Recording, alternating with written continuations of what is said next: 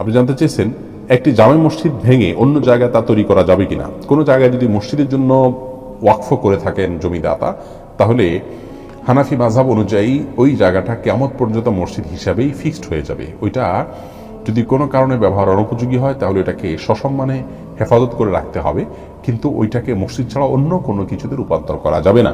এক্ষেত্রে বিন বাজ রাহিমাহুল্লাহ সহ সৌদি আরবের সাবেক গ্র্যান্ড মুফতি তিনি সহ আরও সৌদি আরবের অনেক উলামায়ে কেরামের দৃষ্টিভঙ্গি ভিন্ন। তারা বলেন যে কোনো জায়গায় যদি মসজিদের জন্য ওয়াকফ করা হয় আর সেখানে যদি এমন হয় যে এখানে ধরুন আশপাশে আর কোনো বসতি নেই, এখানে নামাজ হওয়ার মতো কোনো অবস্থা নেই, তাহলে সেক্ষেত্রে এটা চেঞ্জ করা যাবে এবং এটা অন্য কাজে ব্যবহার করা যাবে, কারণ সম্পদ নষ্ট করার সাথে ব্যবহার করা উত্তম। এটা তাদের দৃষ্টিভঙ্গি। আর প্রথমোক্ত মতের উলামায়ে কেরামের দৃষ্টিভঙ্গি হলো যে কোনো একটা জায়গা যখন আল্লাহর জন্য ওয়াকফ করা হয়ে যায়, মসজিদের জন্য ওয়াকফ করা হয়ে যায়, ওয়াকফের সম্পদ বিক্রি পরিবর্তন কোনো কিছু করা যায় না। সেই জায়গা থেকে এটিকে আর কিছু করতে পারবেন না। কিয়ামত পর্যন্ত মসজিদ হিসাবে এটি ফিক্স হয়ে যাবে।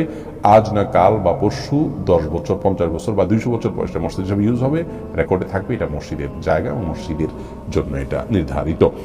এটি আল্লাহর ঘরের সম্মানার্থে। লামিয়া সুলতানা জানতে চেয়েছেন পরিবারের বাবা বড় ভাইরা বড় ভাইয়ের সামনে মাথায় ওড়না না থাকলে কি পাপ হবে? না বোন, পাপ হবে না। আপনার বড় ভাই বা বাবার সামনে মাথার ওড়না না থাকলেও পাপ হবে না, কিন্তু ফিতনার এই যুগে যথাসম্ভব আপনি মাথার উপরে ওড়না বা কিছু দিয়ে রাখতে পারলে ভালো, কিন্তু আপনার চুল দেখা গেলে অবশ্যই পাপ হবে না, কোনো অসুবিধা নেই।